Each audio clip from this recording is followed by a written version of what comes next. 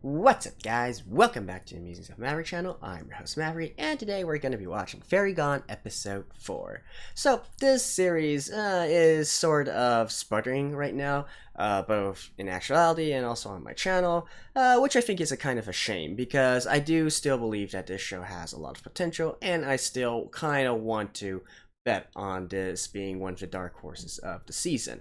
Last episode, we finally got, I wouldn't say finally actually, but we got a better understanding of all the powers at play, right? And it's actually quite complicated. There are lots and lots of different factions at play here. At the very least, there's around 6 that we know of already, and potentially there's going to be more as well. They each have their own characters, their own agendas, their own morals, although right now it seems that they're all focusing on one thing, and that is to find the so-called Black Fairy Tomb, which is basically a record that states how you can how you can get possessed by fairies and therefore utilize their powers, something which this current world cannot do. You can only become a fairy soldier, utilize fairy powers, by transplanting organs. So my theory is that the person, organization, or country that unlocks this kind of technology would mean that they can instantly mass produce fairy soldiers and gain an upper edge in battle. So that is that. So in any case, like I said, this series, it's kind of a shame. Like, I know it has its flaws, but it still has a very compelling setting. The music is also great when utilized properly. And speaking of the music, actually, the opening and ending song of this, both created by the musical group No Name, have been released. So their full version is now up for buying. And I gotta say, especially the ending song, Ash Like Snow, it's probably one of my favorite songs, if not favorite ending song of the season. And that is with all these other great animes as well. And so yeah, I really like that ending song. It's quite epic. But anyways, let's see if this story is actually going to go anywhere, and also whether they are going to improve on some of the more janky stuff that has been shown throughout the first 3 episodes so far. So let's just get into the episode. And let's begin in 3, 2, 1, play. Oh, and also I forgot to mention, but as usual, the official Fairy Gone Twitter keeps on putting out some trivia information about the backstory of the... Okay, that's just quite loud. Not that fun.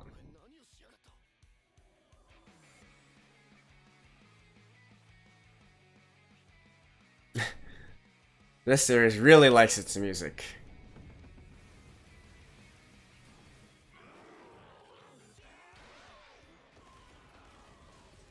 It's a little bit dark.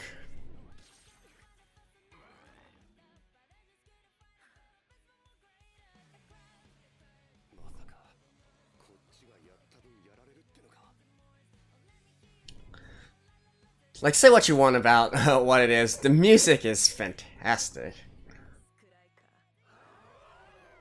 Striker?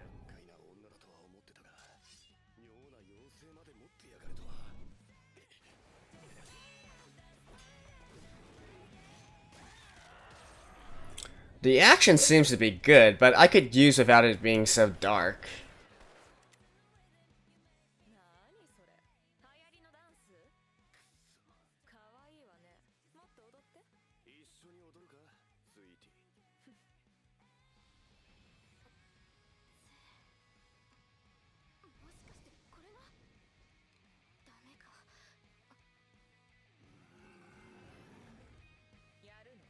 What are they?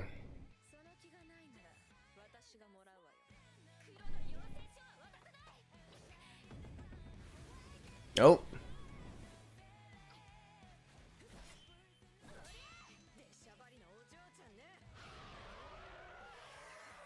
Hosha!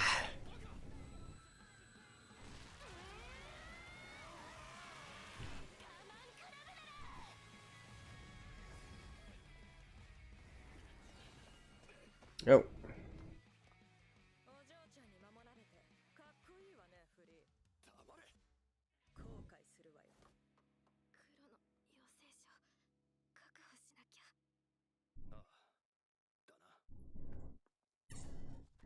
That was an okay sequence. Aww.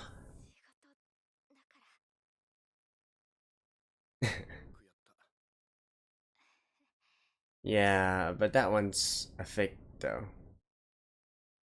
Okay, that was kind of random. Like her fainting right there. Ah, and here's the opening. As I mentioned in the beginning, you can now buy the full version of this opening. Or you can also listen to it first. There's various channels to listen to it. It's a good opening as well, but I still vastly prefer the ending song.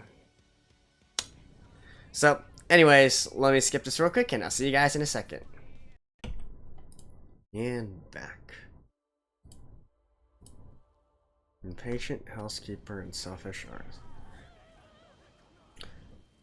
Alright, and yet more flashbacks.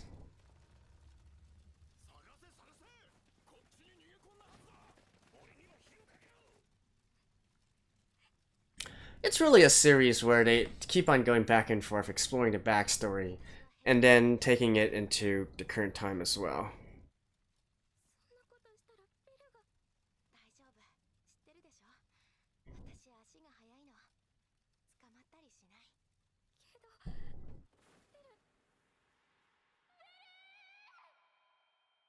And that was the last she saw of her.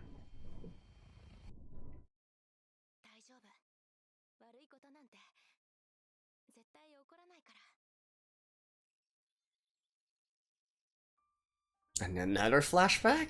Alright.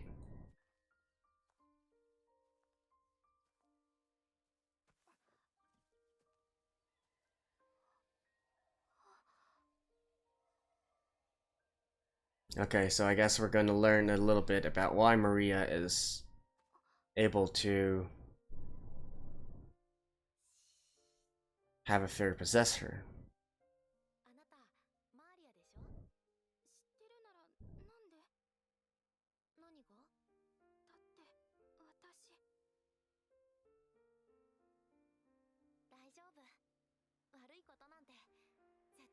Okay, so Veronica was always like an older sister to Maria.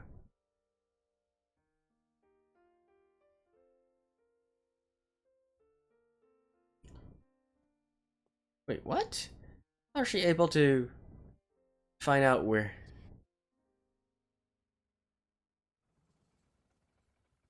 What?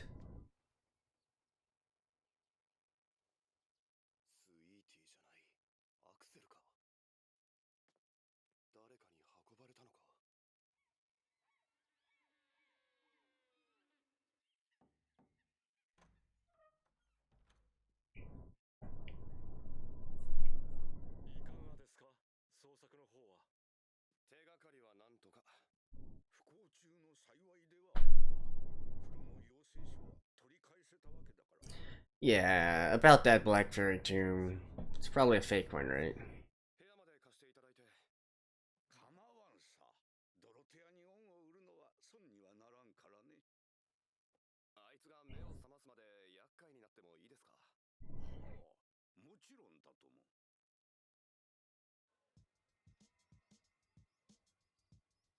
Hmm.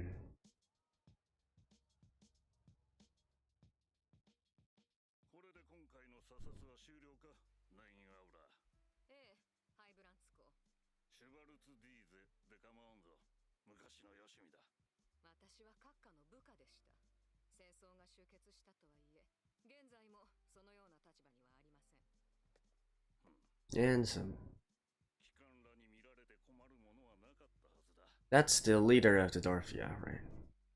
Dorothea.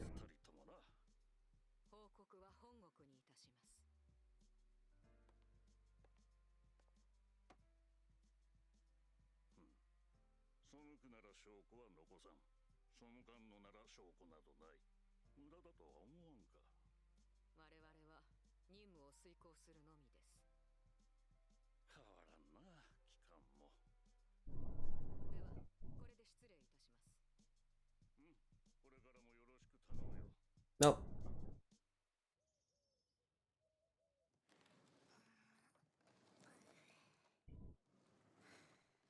Warframe.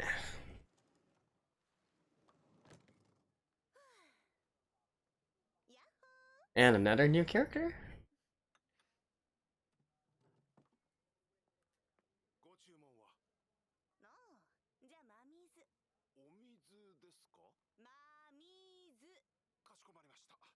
Fresh water.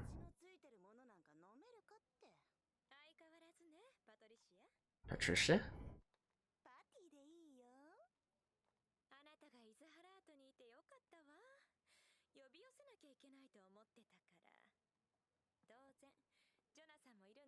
And yet another.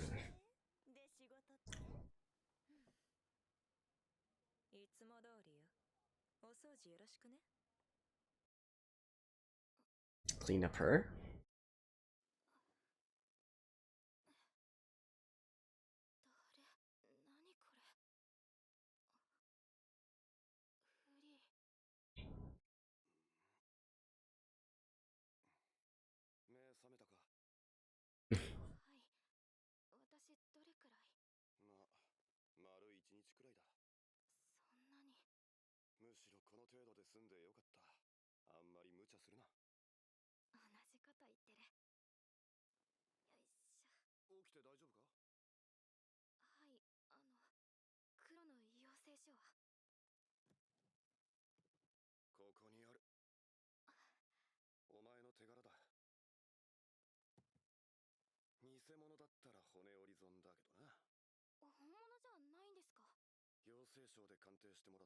Yeah, it's a fake.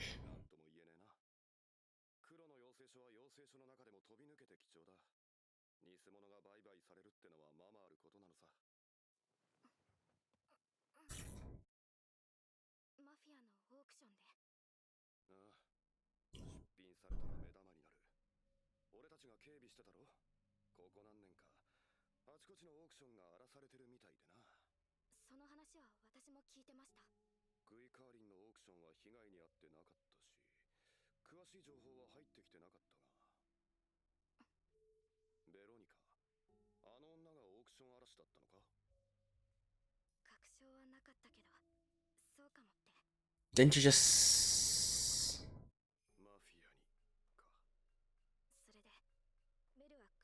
Oh, they're talking about before that.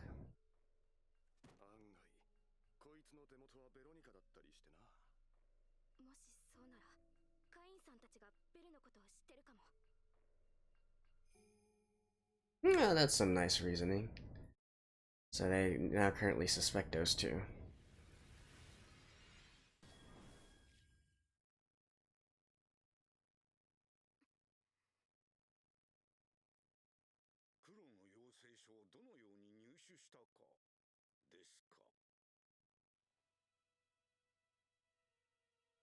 Oh? Are they both in cahoots?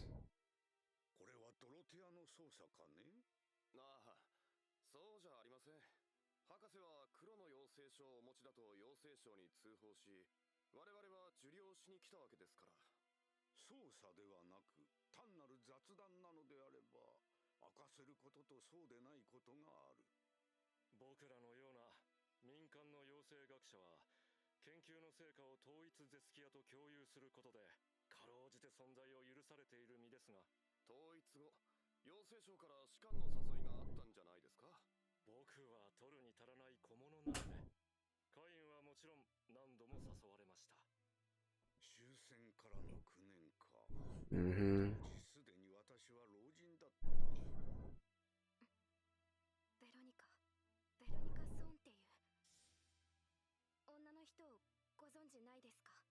Oh.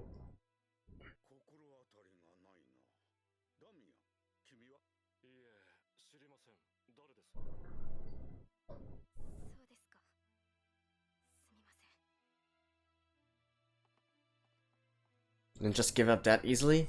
Haven't you ever considered that if they do have connections with Veronica, with somebody who got... never mind.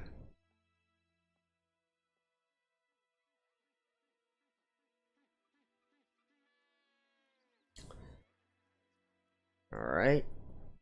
Veronica. So what are they gonna do now?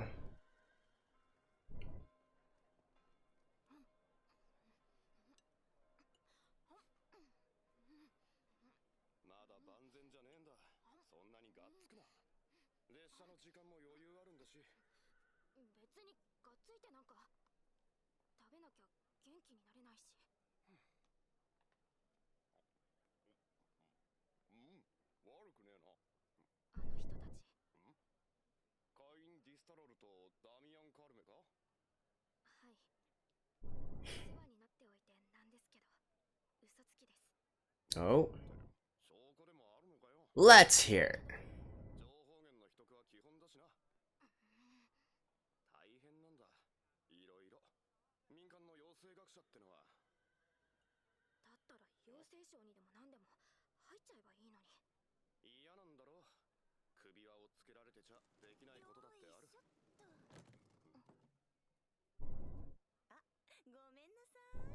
Mm-hmm.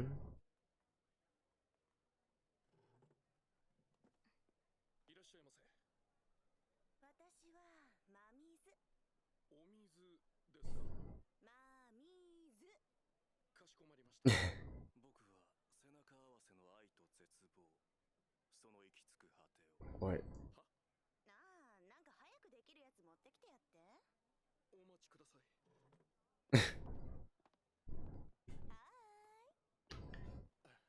Are these two like assassins hired to?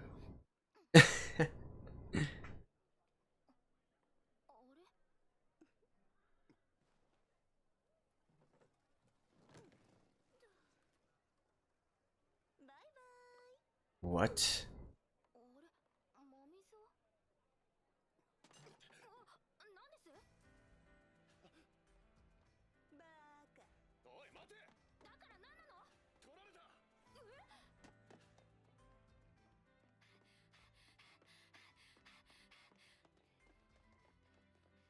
Okay. Oh yeah, because in their eyes it's a real one. To Sweetie, it's a real one as well.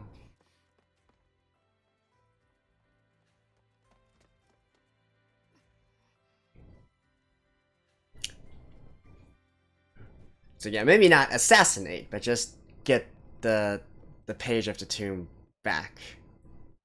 Tome. Not tomb. A tomb is someplace you find skeletons in.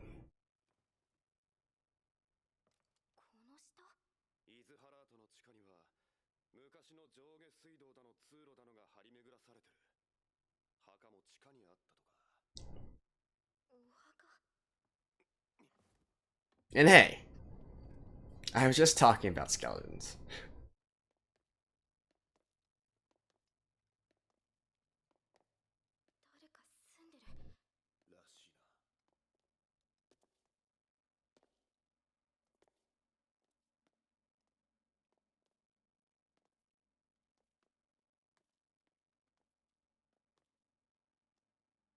Somehow, I feel like this is a deliberate luring of them into this place.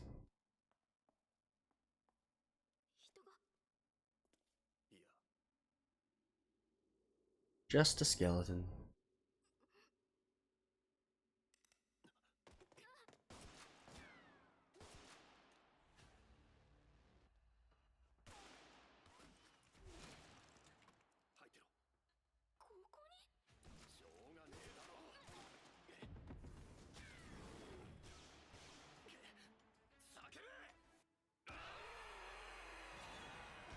Boom.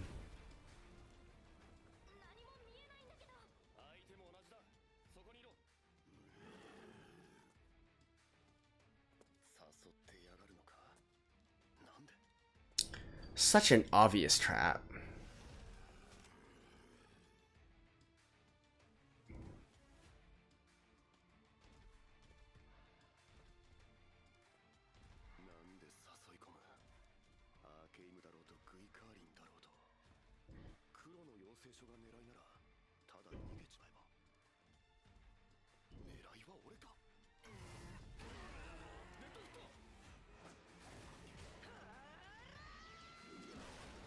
Okay.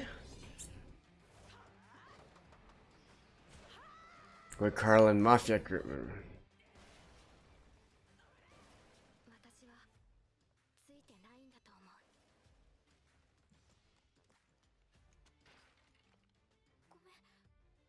Hmm?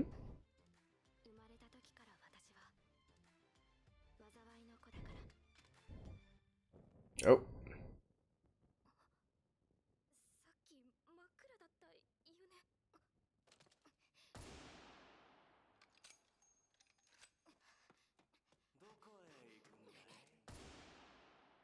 Hmm.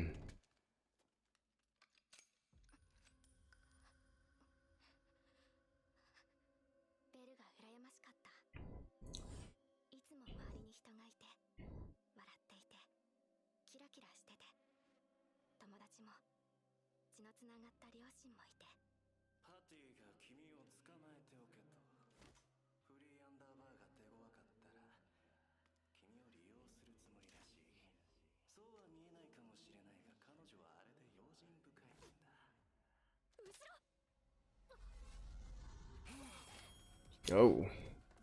Nice reflexes.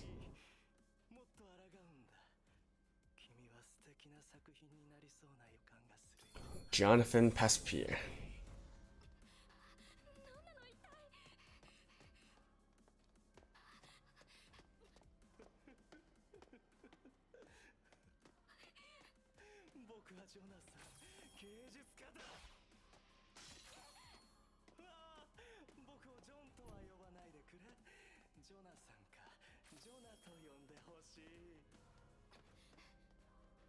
You're also bad aim, dude.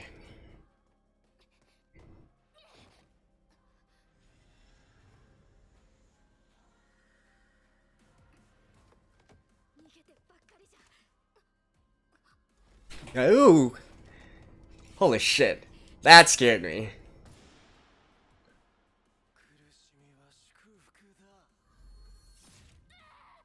Oh. You might want to use your fairy now, Marilyn.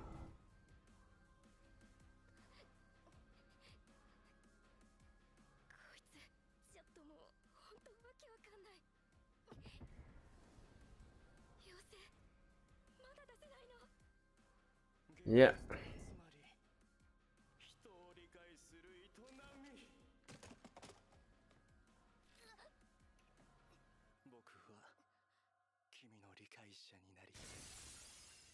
Ooh. Veronica?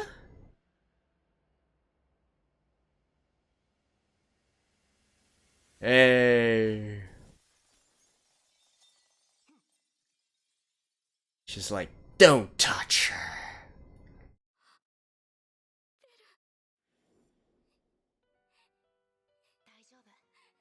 Ah, and there we go. The ending song. This is such a good ending song.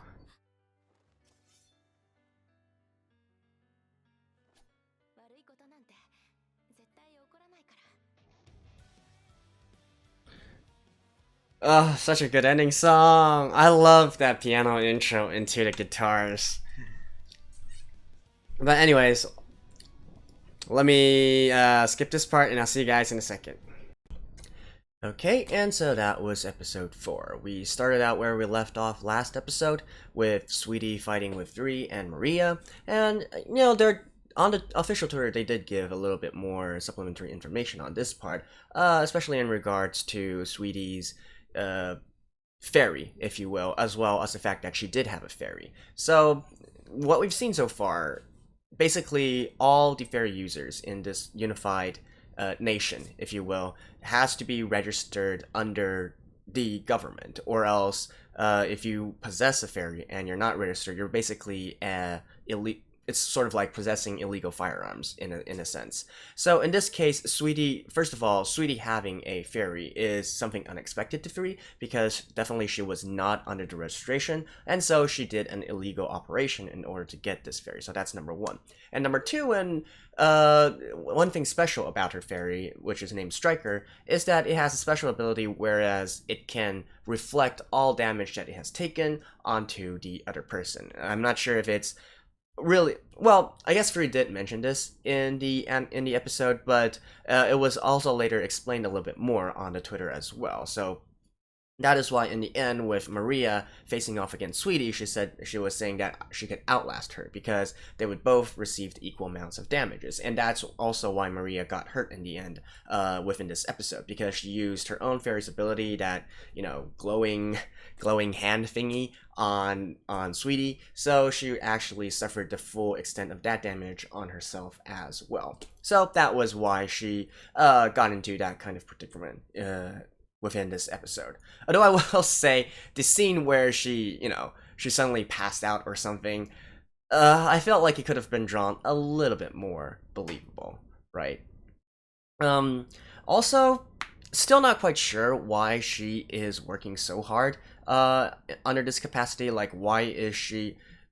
doing your job, doing your duty is one thing, right? But she's definitely even going above and beyond that, even putting herself at risk when she didn't really have to, in all honesty. So, still not quite sure what her motivations are. We're going back every episode to go learn a little bit more about her childhood, but still not really sure what she's fighting for right now. So that's definitely something that hopefully we can resolve quickly. Otherwise, we're not really sure how we're supposed to identify with this character, right? So beyond that, actually, this episode didn't really give us much in terms of new developments. Like, we already knew that Sweetie was in cahoots with the Mafia, and so her, sending in 2 Mafia assassins, if you will, to try to take out Free and Maria, as well as get back the Black Fairy Tome, it's whatever, right? It's just an excuse to give us more action scenes, I guess. And again, because... Okay, so by the way, this is also something that is... I forgot if I mentioned this last episode, actually, but in the Twitter, they do explicitly state that the reason the information was leaked out to everybody in the first place was because of that scholar dude, Damien. The guy working with Veronica, right? So he deliberately gave out this information regards to this actually fake Black Fairy Tome to all these different parties so that they would all come together and fight against one each other. So this is playing right into his hands. So obviously he knows that this is a piece of fake, it's fake, it's not the real pages from the Black Fairy Tome, but the others don't know. So that's why they're all duking it out and trying to get possession of it. Whereas Damien, what is his entire plan in regards to all this, we also don't really know yet, right? So basically, it's just an excuse to give action, and I will comment one thing on the action, though, and that is, even though it seemed fairly well animated, and the use of music with it was definitely much more fitting than it was in, say, episode 2, the scene itself was a little bit too dark, right? If this was actually a movie, people would start complaining about how they can see anything, and honestly, I couldn't really see anything either when I was watching. I had to go back and really put up the brightness and look at it a little bit more. Like, I get it, right? They're in the catacombs or whatnot, so the whole place is dark. Or during the scene with the fight with Sweetie, she had this black mist going on, her special ability, so that was that. But still, I think there's a way to emphasize that and yet still allow users to, really see clearly the action at the same time. So that was, I would have to say, a little bit negative. In terms of my perception for the action scenes. So that was that. The two new people who came on the scene, I even forgot their names already. One was Jonathan. What was the girl's name? Betty? Betsy? Whatever, right? Whatever. They're probably not that important. Anyways, the Twitter did give a little bit more information on them as well, but it's not really that important, right? We can clearly see that they're a little bit loose in the head, especially Jonathan. And so I guess really the big thing in regards to this episode is Veronica coming back and saving Maria's ass, right? So, I guess you could say it's cliche, right? Veronica coming back. Yeah, she did that whole, hero drop and whatnot, but I don't know. There's. I feel like we're just being taken along for the ride, and a lot of things are being shown, but we're not really given sufficient explanation to everything, right? It seems that the story is moving along, but we're just going along for the ride. We're not really knowing any of the pieces. Like, for instance, this entire episode, really, the majority of the time was devoted to basically us learning that there's now mafia going after our two protagonists. But so what, right? Why, like, I would have much preferred if they had a few more scenes, and maybe focusing on Damien, for example, and him having a sort of monologue explaining like what his plan was. Or else there was also the scene where we had the boss of the Dorothea, that organization that Free and Maria are part of. So there seems to be a subplot in that regards as well. And then now finally we also have Veronica, and we're treated to all these flashback episodes of the past of Maria and Veronica, right? So they're trying to explain it, but it's going at a slow pace. And I would have preferred if they maybe tried to focus a little bit more on something within one episode, instead of trying to like give hints here and there, but then not really showing us anything. So that's that. And in regards, like, okay, they really need to find a way to really portray the relationship between Maria and Veronica in a better light, because right now, we can kind of get what they are like, right? They're probably best friends. Veronica is sort of like an older sister to Maria, maybe giving her hope. Maybe Maria had a sad childhood or whatnot, and so Veronica sort of pulled her out of the darkness into the light. Something, I think, going from all the flashbacks that we've seen so far, it seems to be going that kind of direction. But since I can already guess something like that, they really need to make the story a little bit more compelling. So the next episode, I'm assuming, is really going to be key. Probably once Veronica fends off Jonathan, they're going to talk a little bit more. Maybe we'll have a little bit more flashback and understand about these two characters a little bit more. And hopefully we'll also learn a little bit about what Veronica is doing, why she's teaming up with Damien, and what exactly is her plan or her ideology within all of this. Because right now we really don't have an idea of what any of these guys are doing, what they are fighting for. And that is actually very important. We can sort of infer, we can sort of guess what it is, but it would be nice to have some confirmation. So at least we know where each of these parties stands. We've got so many factions now, we need to know why they are here, what they are fighting for. So, yeah, I guess that about sums up what I have to say for this episode. Like I said, fairly straightforward. It's really...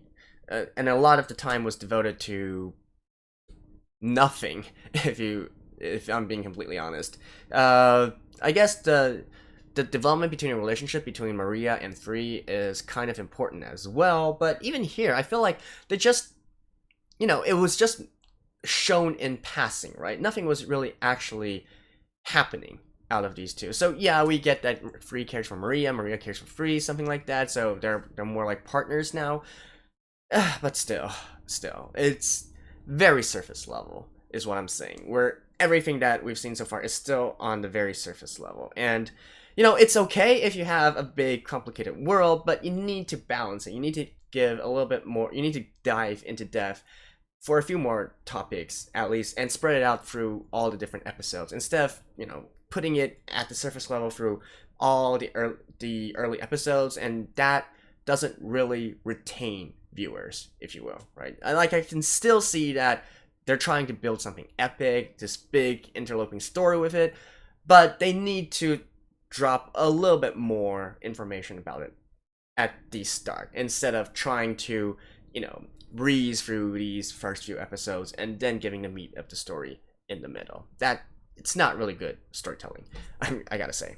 So, anyways, that's been my review for Fairy Gone, episode 4, and I'll see you guys next time. Even though this, if I'm being completely honest, it's really not that interesting so far, in terms of story-wise, in terms of what was shown. But, again, I still feel like it has potential, right? I still like the setting, it's still showing signs of maybe eventually becoming something great, but as of right now, it's pretty average, and maybe even a little bit below, if I'm being completely honest. But I'll still hold on to my hopes, and so I'll see you guys in the next episode. So until then, bye-bye.